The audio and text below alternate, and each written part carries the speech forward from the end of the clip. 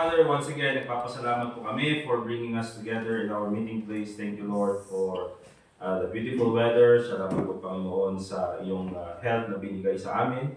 Ganun din po, Panginoon, sa iyong provision sa bawat sa amin, Panginoon. We thank you so much sa iyong kabutihan, and I pray, Lord, sa aming pong Sunday School, ikaw po muli ang mamuno sa pamagitan ng Holy Spirit.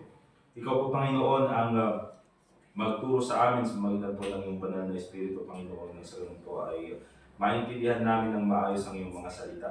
Salamat din po, Panginoon, sa iyong pag-ibig sa amin, at salamat po sa kaligtasan binigay niyo sa amin at sa aming pong mga kantahan, sa aming lesson, at po sa aming mga panalangin. Ikaw po ang mabigyan ng kapurihan, Panginoon.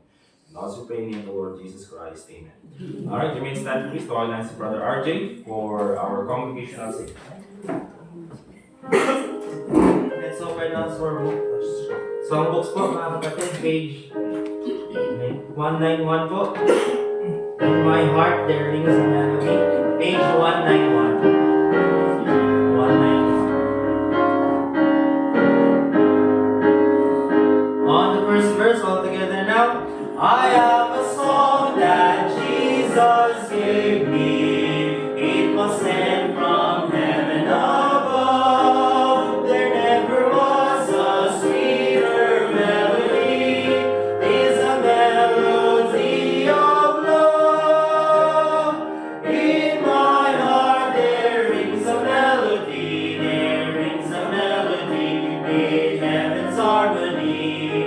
In my heart there rings a melody. There rings a melody of love. I love the Christ who died on Calvary, for he washed my sins away.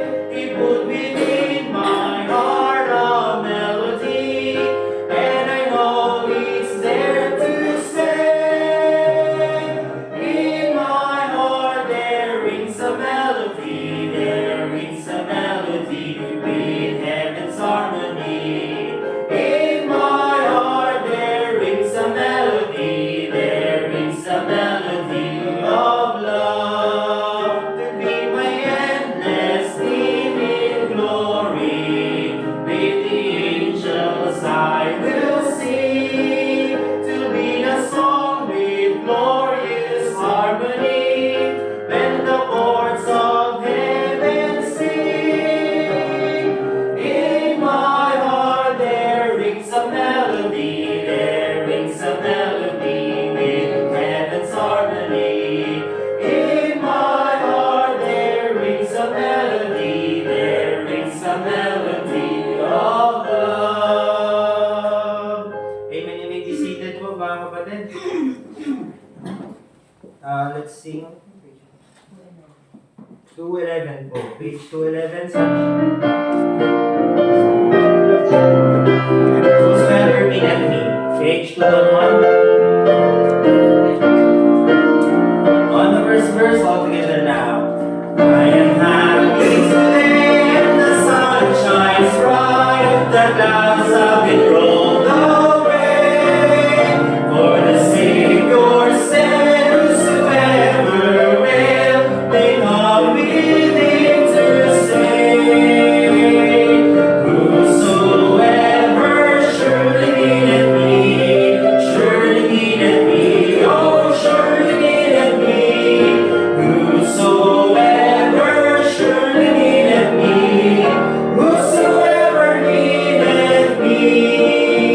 All my hopes have been raised, so his name be praised. His glory has filled my soul.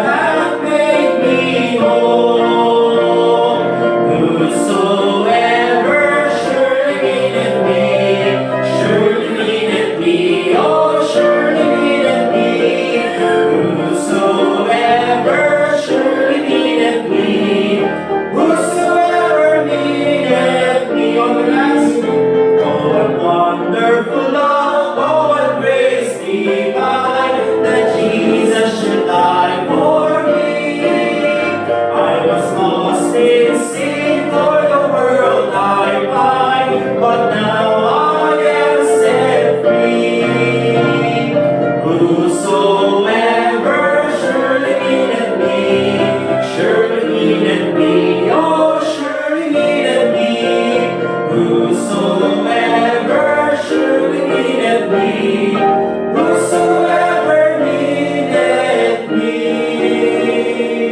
Amen. Okay, amen. Saktong-sakto po yung ating kanta doon sa lesson natin ngayong umagang ito. Let's open our Bibles please, mga kapatid, sa Romans chapter 4 and in verse 5. Romans chapter 4.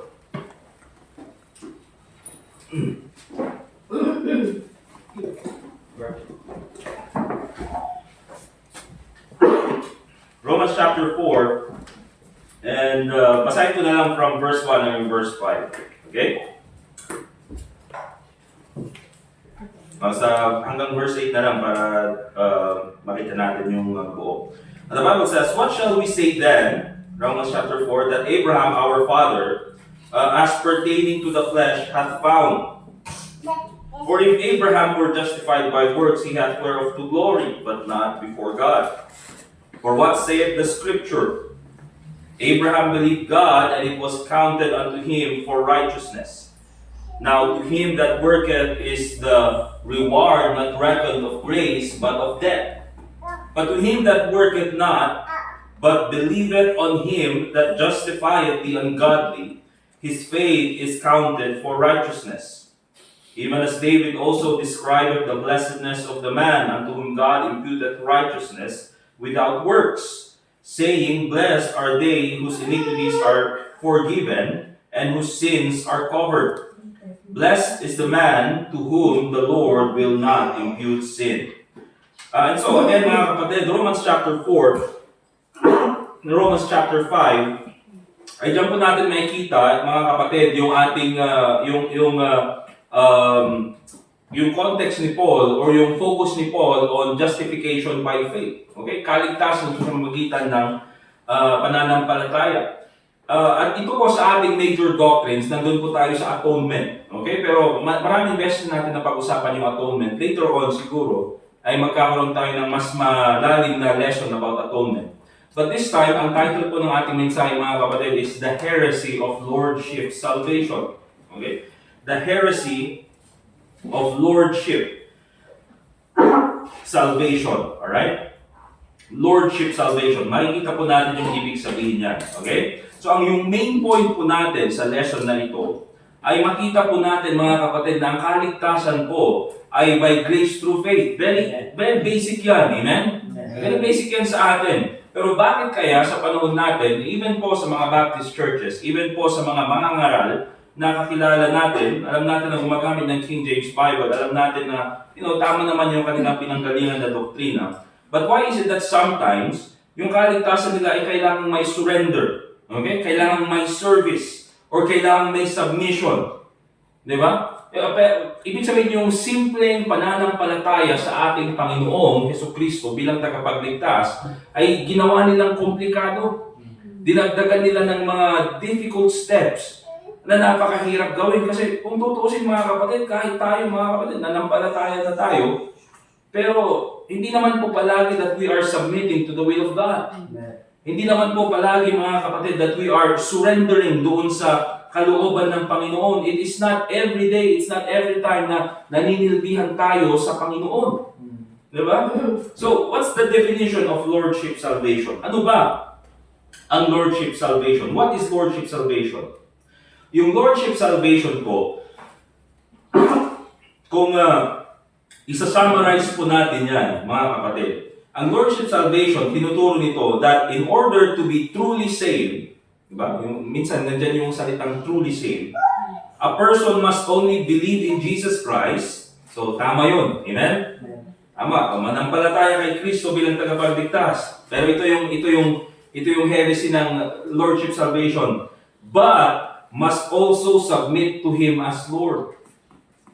So, kailangan manampalataya kay Kristo bilang tagapagligtas, and at the same time, mag-submit sa ating Panginoong Jesucristo bilang Panginoon, as Lord, parang boss, kumbaga.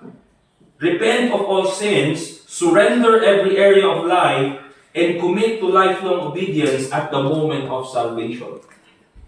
Diba? So, ibig sabihin, para ikaw ay maligtas under the idea or the teaching of Lordship Salvation, manampalataya ka kay Kristo, gawin mo siyang Panginoon ng iyong buhay, ibig sabihin yan, kailangan sumunod ka sa lahat ng kanyang kalooban, kailangan iwanan mo lahat ng iyong kasalanan, talikuran lahat ng iyong kasalanan, at kailangan magkaroon ka ng lifelong obedience sa Panginoon. Di ba? At saka mo lang masasabi na ikaw ay saved. Alright? So yun po mga kapatid, yung turo ng Lordship Salvation. Mula sa iyong kaligtasan, dapat, nakikita na yung buong pagbabago mga kapatid. Dapat ikaw na ay iwanan mo lahat ng iyong kasalanan, kailangan mong mag-submit sa kalooban ng Panginoon. Kung titingnan natin mga kapatid, hindi ba parang nadagdagan yung simpleng paraan ng kaligtasan wherein the Bible says, believe in the Lord Jesus Christ and thou shalt be saved. Diba? And who are the teachers of Lordship Salvation? Una po, isa sa mga prominent or sabihin na natin leading advocate, leading teacher ng Lordship Salvation ay wala po yung iba kundi si John MacArthur. Okay. Hindi po ito yung I shall return. Diba? Si Douglas. Alright. Ito si John MacArthur ay recently, I think, siya na ay namatay. Pero ang sabi niya sa kanyang book, The Gospel According to Jesus, ang sabi niya ganyan, the gospel call to faith presupposes that sinners must repent of their sin and yield to Christ's authority. Okay? Kaya ganun daw yung gospel. Hindi ka lang manampalataya kay Kristo bilang tagapagligtas, but you also have to repent of your sin, okay? Talikuran lahat ng mga kasalanan, and submit to the authority of the Lord Jesus Christ.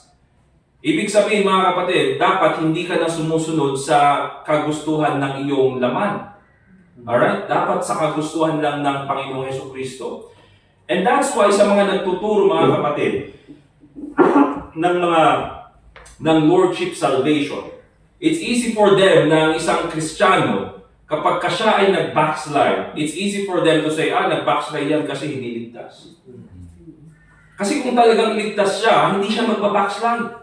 Bakit? Kasi siya ay magpapatuloy sa kalooban ng Panginoon. Siya ay magpapatuloy doon sa teaching ng Panginoon. Diba? Kung yan ay nag-backslide, hindi yan ligtas in the first place. Because he's not submitting to the authority of the Lord Jesus Christ. He did not make him Lord of his life. But again, here's the thing mga kapatid. Kaya po, dito sa Bible, even if you go to 1 Corinthians chapter 3, naandun mga kapatid, makikita yung teaching about the carnal Christian. Okay? Oftentimes wala po yan, walang turo si John MacArthur about the carnal Christian. It's either if you are obeying the commands of the Lord Jesus Christ, if you are submitting to the will of God, you are saved. Okay? Pero kung hindi ka sumusunod, ikaw ay backslider, you are unsaved. Alright? So wala silang teaching about the carnal Christian. And in 1 Corinthians chapter 3, makikita po natin doon mga kapatid, itong si Apostle Paul, pinagpapagalitan yung mga members ng Corinthian church. Bakit meron kayong envying, merong strife, di ba? Merong fornication na nangyayari sa loob ng church. Hindi ba kung titignan natin mga kapatid, in Galatians chapter 5, the Bible says, those are the works of the flesh. Okay? Pero din sa 1 Corinthians chapter 3, ito makikita niyo si Apostle Paul, he never questioned their salvation. Hindi niya question na unsaved kayo. Anong sabi niya? Ye are carnal. Ibig sabihin, sinusundan niyo yung kalooban ng iyong laman. But never question their salvation. Diba? Kaya po mga kapatid, it's very important na makita po natin ito.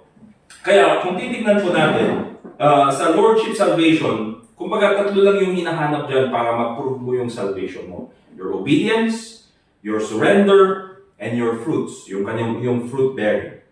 Alright? Makikita po natin yan later on. But what does the Bible say? Let's go to Ephesians chapter 2, verse 8 and 9. Huwag na natin tignan. I-quote na lang natin. Amen? Kasi alam na natin yan eh. The Bible says, for by grace, sabay-sabay tayo, ready to begin. For by grace are ye saved through faith, and that not of yourselves, it is the gift of God, not of works, lest any man should boast. Romans chapter 4 verse 5, yung binasa natin kanina. But to him that worketh not. Okay? Walang ginawang works. Walang ginawang good works. The Bible says, but believeth on him. Nanampalataya on him that justified the ungodly. Of course, that's none other than the Lord Jesus Christ. Anong sabi ng Bible? His faith is counted for righteousness. Kaligtasan. Okay, worketh not. The Bible says dun sa Ephesians chapter 2 verse 9, not of works, lest any man should boast. Kaya kung titignan naman natin yung definition ng salvation sa Bible, it is by grace, na hindi mo kailangan, by grace mga kapatid, hindi ka kailangan magtrabaho by grace. Amen? Manampalataya through faith. Okay, mga kapatid, hindi mo kailangan, maghirap para manampalataya. Minsan sasabihin nila, ba't believe lang sa inyo? Easy believism yan. Easy believism. Here's the thing mga kapatid, wala po akong nakitang hard believism. Diba?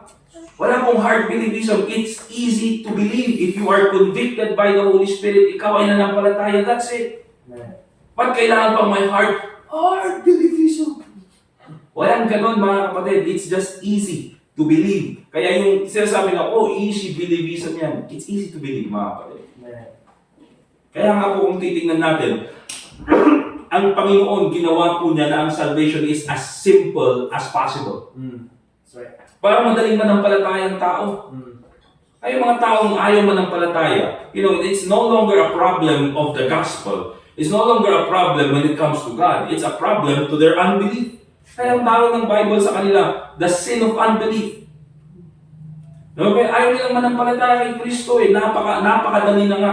Isa pang doctrine na makikita po natin sa Bible is yung, nakalimutan ko yung term.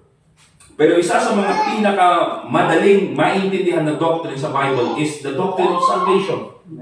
The gospel. The death, burial, and resurrection of the Lord Jesus Christ, ginawa niya yan para sa'yo. Okay, na kahit ang bata pwedeng maintindihan. And even yung mga pinakamatalinong tao, mga kapatid, they are amazed kung paano nangyari yan. But that's the thing, everyone can understand the gospel. It's by grace through faith. Ano pa? Not of works. Anong mahirap intindihan dyan? Na hindi mo na kailangang magtrabaho. Hindi mo na kailangang maghirap.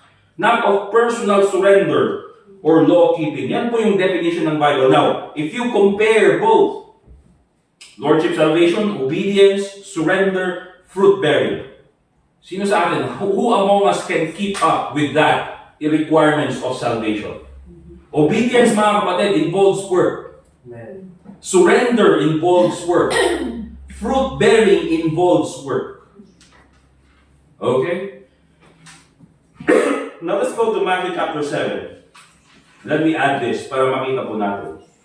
Ilang times kasi,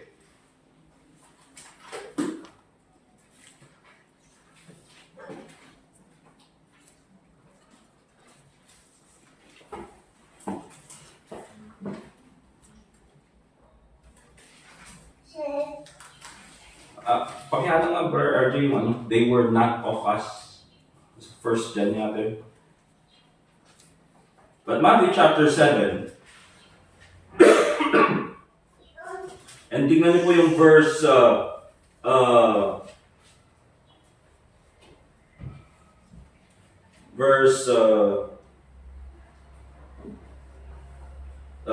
and oftentimes yan po yung palaging sinasabi. Na ang hindi ligtas, sabi ng Bible, by their fruits ye shall know them. Okay? By their fruits ye shall know them. Kailangan makikita mo sila through their fruits. Alright? But here's the thing, mga kapatid. Kaya ang palaging hinahanap sa kanila, ano ba yung fruit ng kanyang salvation? Siya ba ay palaging nag-church? Siya ba ay nag-soul winning? Siya ba ay nagbibigay? Kung hindi niya ginagawa yan, wala siyang fruits, he's unsaved. Alright? Kasi sabi ng Bible, by their fruits ye shall know them. But here's the thing, ang context po dyan, mga kapatid, makikita po natin dito. In verse 15, the context, beware of false prophets which come to you in sheep's clothing, but inwardly they are ravening wolves. Okay? So ang context po dyan, mga kapatid, is yung mga antichrist, false teachers, okay, na hindi na nagtuturo ng tama. At kung titignan po natin, mga kapatid, yung turo nila ay taliwas sa salita ng Diyos, kahit na alam nila na mali yung kanilang tinuturo. The Bible calls them reprobates. Na ito na yung mga tao talagang hindi maliligtas. Okay? And so, ang sabi ng Bible sa kanila, by their fruits, wherefore, by their fruits, ye shall know them. It does not talk about, mga kapatid, doon sa mga saved. It talks about antichrist false teachers. Pero minsan, ginagamit yung context na yan. Tingnan mo, hindi siya nag-submit, hindi siya, backslider yan. By their fruits you shall know them, he's unsaved. Pero oftentimes, ganyan po yung focus talaga palagi ng Lordship Salvation. Fruits, fruits, fruits. But if you continue, sabi ng Bible, not everyone that saith unto me, Lord, Lord, shall enter into the kingdom of heaven, but he that doeth the will of my Father, which is in heaven. Many will say unto me in that day, Lord, Lord, have we not prophesied in thy name? Diba that's a fruit? Diba? Works. And in thy name have cast out devils. And in thy name done many wonderful works. Pero ang sabi ng Panginoon sa kanya, then will I profess unto them, I never knew you, depart from me, ye that work iniquity. Si mga kapatid, makikita natin na kung sino pa yung maraming ginagawa. Okay? Sila pa yung mga reject ng Panginoon. That's why we should not focus too much on works. Mga kapatid, we should not focus too much on fruits. We should focus more on the fruit. Ano sabi ng Bible when it comes to the fruit? Luke chapter 1, there's none other than the Lord Jesus Christ, the fruit of the womb. Okay? Kaya nga po kung titignan nyo kanina doon sa mga binasa natin, especially doon sa Romans chapter 4, how can a person be justified by faith?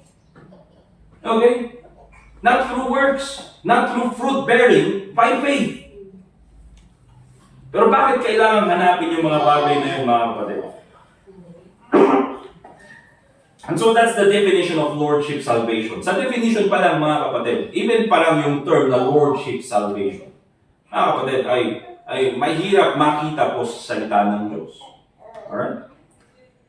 But let's take a look at secondly, the dilemma of Lordship Salvation. Okay? The dilemma of Lordship Salvation. Ano yun? Ha? 1 John 2:9. 1 John chapter 2 verse 19. Punta muna tayo sa 1 John chapter 2 verse 19. Para makita natin. Ito palaging ginagamit when it comes to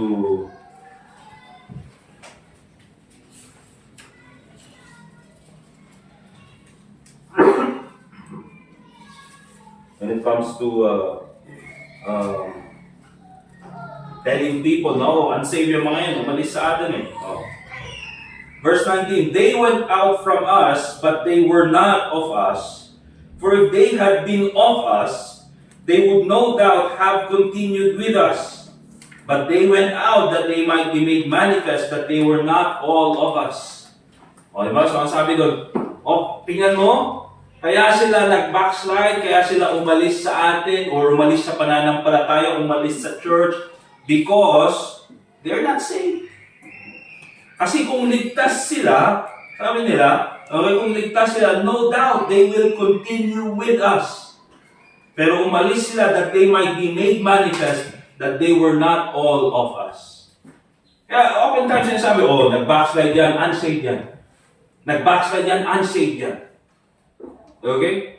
Nag-backslide yan, unsaved yan. But what's the context here, mga kapatid? Again, verse 18.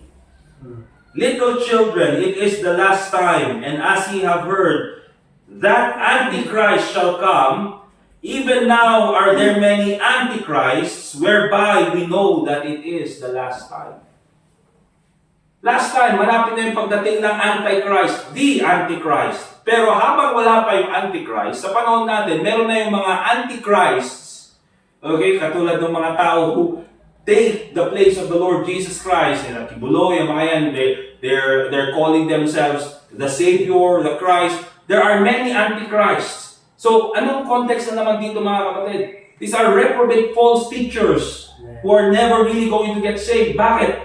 Because of their teaching of false gospel. Kaya sabi ni John, itong mga false teachers na ito, kaya umalis, it is to show to us that they were not really of us. It's not talking about regular members, mga kapatid. Amen. It's not talking about regular Christians. These are unsaved preachers, teachers, false teachers, na pinakita lang talaga mga kapatid kung ano yung totoong kulay nila. Alright? That's why it's very important mga kapatid, na tignan po natin yung konteksto ng ating pinag-uusapan. Kasi kung titignan lang natin yung verse 19, oo nga no, ay ano, backslide yung mga yan. Ay siguro karnal yung Kristiyano na yan. Kasi unsaved talaga. Alright? Eh kung tutusin na natin mga kapatid mas marami pang nagawang work si Judas kaysa sa mga ibang Kristiyano. Di ba? Eh si Judas, isa sa mga soul winner na pinapadala ni Kristo. Treasurer doon sa kanilang congregation. Alright? Binigyan ng authority ng Panginoon to heal. Binigyan niya yan mga kapatid. Isa siya sa mga pinadala ng Panginoon. So when it comes to works, mga kapatid, hindi po yan palaging basis. Eh si Judas nga Diba? Napakalapit sa ating Panginoong Jesucristo. So, the dilemma of Lordship salvation. Why is it a problem? Why is this a problem, mga kapatid? Because Lordship salvation, I believe, confuses salvation with discipleship. Remember this, mga kapatid. Yung sinasabi natin na surrendering to God's will, obedience to God's will, fruit-bearing, those are good. Maganda po yung mga bagay na yun. Dapat gawin po natin yung mga bagay na yun. Amen? Dahil tayo ay ligtas, gawin po natin yung mga bagay na yun. Sumunod po tayo sa kalooban ng Panginoon. Mag-submit tayo doon sa kalooban ng ating Panginoong Jesucristo. Let us follow the commands of the Bible of the Lord Jesus Christ. Maganda pong gawin yung mga yun. Amen? Dapat pong gawin natin yung mga yun, pero hindi ka maliligtas dahil doon. You are saved because of the blood of the Lord Jesus Christ. You are saved because of salvation by grace through faith. Kaya ang ginawa kasi nila, pinaghalo nila yung discipleship and salvation pinag-isa. But when it comes to the Bible, salvation is separate from discipleship. Kaya nga po mga kapatid, ang ginagawa natin, pag na-save ang isang tao, we encourage him, attend ka ng church. Okay? Bigyan natin ng materials, magbasa ka ng Bible. Bakit mga kapatid? Because, syempre, pagkakasave pa lang yan, bagong mananampalataya pa lang sa Panginoon. Mga kapatid, hindi naman siya instantly na magta-transform na, siya na yung isang 100% na Christian. Hindi po mga kapatid. Kailangan pang turuan. Kaya nga sinasabi ng Bible, anong ginagawa ng church? It is to edify the saints. Turuan, pagtibayin ang mga Kristiyano. Because kung ang tao, once na maligtas, automatically na magiging good Christian, what's the use of Bible teaching and preaching? Ay, hindi pala kailangan magturo. Automatic naman pala. Huwag na tayo mag-church. Huwag na tayo magturo ng salita ng Diyos. Automatic pala eh. Diba? So yan, kaya po yun yung ginagawa natin. After ma-save ng isang tao, we focus teaching para sa kanila. Pinapakain natin ng salita ng Diyos so that they can grow and they can be discipled. Katulad po natin mga kapatid. Siguro kung sasabihin natin nandun na tayo sa point ng spiritual maturity or papunta pa lang tayo sa point ng spiritual maturity, hindi po tayo makakarating sa ganitong sitwasyon kung wala pong nagturo sa atin ng salita ng Diyos. Amen? So that's the problem, that's the dilemma of Lordship salvation. It confuses discipleship with salvation. Tingnan niyo po mga kapatid, there are so many biblical examples na makikita po natin dito. I think, ang pinakamagandang example na makita natin talaga is the thief on the cross. Diba?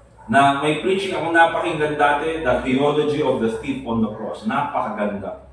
You know, it just shows, mga kapatid, the simplicity of salvation. Okay? Na yung thief on the cross na yun, pabihira. Ano bang alam niya sa baptism? Ano bang alam niya mga kapatid sa, Trinity? Di ba? Anong alam niya mga kapatid doon sa second coming of the Lord Jesus Christ? Anong alam niya doon sa the polity of the church? Anong alam niya mga kapatid doon sa 7 terms of salvation? Or the different terms of salvation? Anong alam niya mga kapatid doon sa Christian giving, the principles of Christian giving? Anong alam niya sa practical evangelism? Kasi wala naman yung thief on the cross, hindi naman siya. But here's the thing mga kapatid, yung thief on the cross, kung titingnan nga natin mga kapatid, di ba, yung prayer pa nga niya sa Panginoon is ganito lang. Di ba? Panginoon, pagdating mo sa langit, sa iyong kaharian, huwag mo sana akong kakalimutan. Remember me when thou comest into thy kingdom. Di ba? That's a simple act of faith. Na ang hiningi niya lang sa Panginoon mga kapatid is, huwag mo akong kakalimutan. Alright? Pero sabi ng Panginoon, today shall thou be with me in paradise. Ngayon din lang, sasama ka sa akin sa langit. No baptism, no obedience, no fruit. Di ba? Paano ka nakarating dito sa langit? Ano yung fruits na pwede mong ipakita? Hindi ako nagtipon daw. Anong fruits? Bayabas? Anong obedience? Ay! Di ba? No lordship. Okay? Just faith in the Lord Jesus Christ. Here's some practical dilemma. Kaya kung tingnan yung thief on the cross, there's no discipleship involved.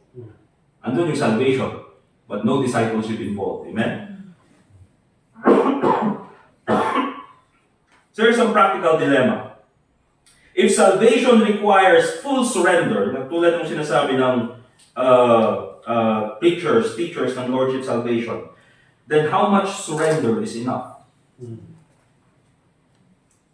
Okay, para tayo yung maligtas. If Lordship Salvation requires surrender, then how much surrender is enough? Diba? Ang hirap sagutin eh. Because if ganun yung salvation natin, parang yung sa Catholic Church din lang, parang dun sa mga nasa ibang religion na sigurado ko sa langit ka pupunta, hindi ko pa nagawa yung buong sacraments eh. Depende na lang sa Panginoon. Kaya pag namatay ako, pag-pray nyo na lang ako. Di ba? But when it comes to the Bible, mga kapatid, salvation is straight to the point. Di ba? Ano lang yung standard? Believe on the Lord Jesus Christ and thou shalt be saved. Alright. Now here's the thing. Another practical dilemma. Who decides if Christ is Lord enough in someone's life? O sabihin mo, you have to make the Lord Jesus Christ the Lord of your life, the boss of your life. Kailangan lahat ng gagawin niya, ng sasabihin niya, ng commands niya, susundin mo. Okay? Kailangan gawin mo lahat ng mga bagay na yun. Okay, so who makes the decision? Oh, that's enough. Okay na yan, ginawa mo na yun. He's already a Lord enough of your life. Ngayon sabihin nila, the scriptures, if you love me, keep my commandments. Okay? If you love me, keep my commandments. Well, first of all, sinabi yun ng Panginoon to His disciples who are already saved. Okay? If you love me, keep my commandments. Ano ba? Here's the thing. Isa po ito actually, later on, titingnan the dangers of Lordship Salvation. But also, here's a dilemma when it comes to Lordship Salvation. Those who believe in Lordship Salvation, it leads them to doubt, fear, and self-righteousness. Kaya maraming mga Kristiyano minsan mga kapatid, di ba? Tatanungin mo sila, ligtas ka ba? Parang hindi. Bakit? Kasi, gumagawa pa rin ako ng kasalanan eh. Kasi nag-backslide ako eh. Bakit? Kasi yun yung tinuro sa kanila mga kapatid. Kahit na alam nila na nanampalataya sila kay Kristo bilang tagapagligtas, They are living in fear na baka hindi sila ligtas, mga kapatid, because of this teaching. Alright? Alright, number 3, the dangers of Lordship salvation. Okay? The dangers of Lordship salvation. Ito, gawin na may clip kasi parang na-cover naman na natin yung iba. First of all, it perverts the gospel of grace. Or the gospel of the Lord Jesus Christ. Galatians chapter 1, verse 6 and 7, the Bible says, I marvel that ye are so soon removed from him that called you into the grace of Christ unto another gospel, which is not another. Okay? So, ito mga kapatid, itong nangyari sa Galatian church is almost the same as the teaching of Lordship salvation. Bakit? Kasi here's the thing mga kapatid. Doon sa mga tinuruan ni Apostle Paul, especially dito sa Galatian church, ang turo niya is salvation by grace through faith. We know that because it's clear sa mga epistles ni Apostle Paul, there is no apostasy doon sa mga teachings ni Apostle Paul. It's clear that his teaching is salvation by grace through faith. Amen? So, it is logical to think na ang turo niya sa Galatian church is salvation by grace through faith. And makikita po natin yan in Galatians chapter 4. Diba? But here's the thing. May mga teachers, false teachers na galing sa Jerusalem church, at pumunta sa Galatian church, at tinuro nila na in order for you to be saved, kasi kayo ay mga Gentiles, in order for you to be saved, not only do you trust in the Lord Jesus Christ, but also you have to keep the commandments. Is not that the same as Lordship salvation? Kaya nung sabi ni Apostle Paul, I marvel. It's parang nakakamangha na itinuro na nga sa inyo yung simpleng paraan ng kaligtasan, the gospel of the grace of Christ, and then pupunta pa kayo sa isang false gospel na mas komplikado. So it perverts the gospel of grace. Ano ba? It produces confusion and fear, katulad ng sabi ko mga kapatid. Ay mga Kristiyano, kailangan ko. Bira, hindi ako nag-church ngayon, pero bakit parang wala naman akong naramdaman na kakaiba. Parang walang regret. Akala safe ako mo. No?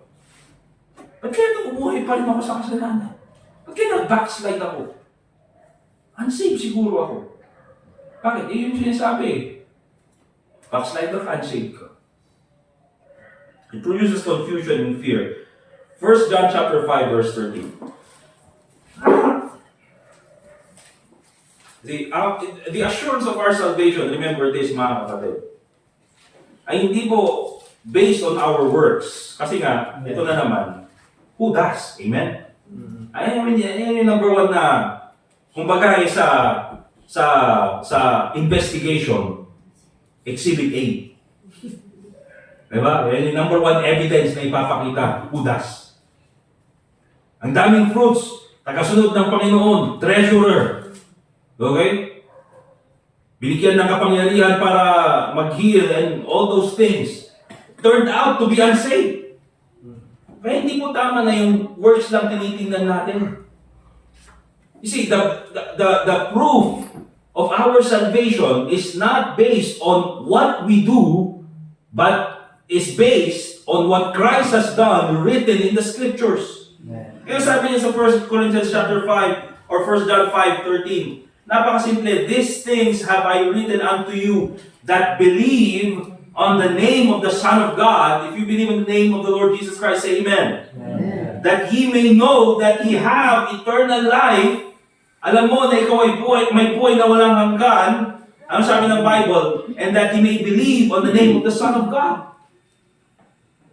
These things have I written unto you, sabi ni John. You see, we believe, we know that we are saved because it is what the Bible says. We stand on the gospel of the Lord Jesus Christ, 1 Corinthians chapter 13, or chapter 15. It promotes self-righteousness. Diba? Kaya nga sabi diyan, by works of righteousness which we have done, Ephesians chapter 2, verse 10. Not with works, lest magiging mayabang tayo. Romans chapter 10 verse 3.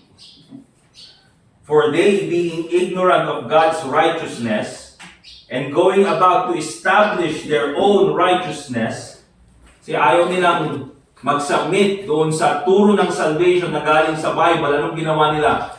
They established their own righteousness. Okay, itong mga Jews din sa Romans chapter 10. They don't want to acknowledge righteousness through what the Lord Jesus Christ had done. So anong ginawa nila? Oh, we are going to establish our own righteousness. Have not submitted themselves unto the righteousness of God. It promotes self-righteousness. Alright? Number 4, the distributors of Lordship salvation. Sino may mga nagtuturo nito? Lordship salvation. John MacArthur, na banggit na natin mga kapatid. Si Paul Washer, alright? Matunog sa Facebook. Paul Washer. Iiyak pa yan mga kapatid. Si Paul Washer. Oftentimes palagi niyang sabi, if you're not living holy, you're not saved. Again, there's the dilemma. What's the measure of holiness? Okay? Ano yung measure ng holiness? O sasabihin na, we have to be holy like God. Sinless? Like God? Minsan darating yan sa sinless perfectionism. R.C. Sproul, Steve Lawson, kahit Baptist preacher si John Piper. Okay? These men, mga kapatid, often teach that faith must be proven by fruit. But the Bible says salvation is justified by faith alone. Remember this, kahit po sa ating mga Pilipino, hindi porket sinabi ng Amerikano totoo. Okay? Hindi porket sinabi ng Lord, may doktor, totoo. Hindi porket sinabi ng master, ay totoo. Ako mga kapatid, may masters ako sa theology. Pero huwag niyo akong tawagin master, ayoko. Kasi sabi nga, tawag na sa'yo, master. Ang pangit. Master. No, pumasok kasi isip si Master Jeremiah yung sa Ghostwriter. Ako nga si Master Jeremiah. Eugene. Alfred. Kasi Alfred talaga. Dennis. Si Vincent. Alright. Alright, not by works of righteousness which we have done, but according to His mercy, save us. Okay, tapos na tayo dito. Practical application. Remember mga kapatid, understand that salvation is a gift, not a contract. Amen? Nung naligtas po tayo is, ano lang yung sabi ng Bible? Believe in the Lord Jesus Christ. Wala po nakalagay doon sa, alam mo yung parang, yung mga magsusubscribe ka, or pipirma ka sa kontrata, kailangan mong basahin yung tawag doon, yung fine print, yung mga pinakamaliliit, kasi minsan doon nila nilalagay. Ay, hindi ko nakita nung nanampalataya ako kay Kristo, kailangan ko palang mag-submit. Sorry hindi ko nabasa yung second page. Wala po mga kapatid. Wala pong anong tawag doon, ano yung tawag nila sa iba? Yung sa mga business, hindi mga extra charge, extra service. Hidden charges, walang hidden charges. Okay? Don't confuse growth with grace. Grace po mga kapatid, nakuha po natin yan sa ating kaligtasan. Amen? Amen. Now that we are saved, we are still growing. Amen? And of course, beware of modern pictures of Lordship salvation katulad ng sinabi ko. Romans chapter 5 verse 1 will end here. Stand firm on the true gospel. Therefore, being justified by faith, not by works, not by fruit, by faith, we have peace with God through our Lord Jesus Christ. 2 Corinthians chapter 11 verse 4. For if he that cometh preacheth another Jesus, whom we have not preached, or if ye receive another spirit which ye have not received, or another gospel which ye have not accepted, ye might well bear with him. Dito po sa church natin mga kapatid, we do not teach and I do not preach lordship salvation. Amen? So beware, kung meron pong lalapit sa inyo, magtuturo ng ganyang salvation, ng ganyang gospel, it is not the gospel that we preach. Amen po? Because we believe the gospel that we preach is the death, burial, and resurrection of the Lord Jesus Christ. It is not through our works, it is not through our fruits, it is by faith on the finished works of Christ. Amen? Let us pray. Dear God, Heavenly Father, once again, nagpapasalamat po kami sa oras na binigay niyo sa amin. Thank you so much, dear God, for the clarity of the scriptures when it comes to salvation. And I pray, Lord, na ikaw po magbigay sa amin ng kaalaman, patuloy po na bigyan mo kami ng wisdom in order to discern these false teachings. And I pray, Lord, na ikaw po magbigay sa amin, Panginoon, ng tapang, and of course, Lord, the desire to share the gospel to others. And I pray, Lord, na ikaw po sana muli ang mag-glorify sa lahat ng aming gagawin ngayong umagang ito, and also praying in the Lord Jesus Christ. Amen. Alright, we're dismissed mga kapatid. We have 5 minutes break. And after that, ay patuloy po tayo sa ating service.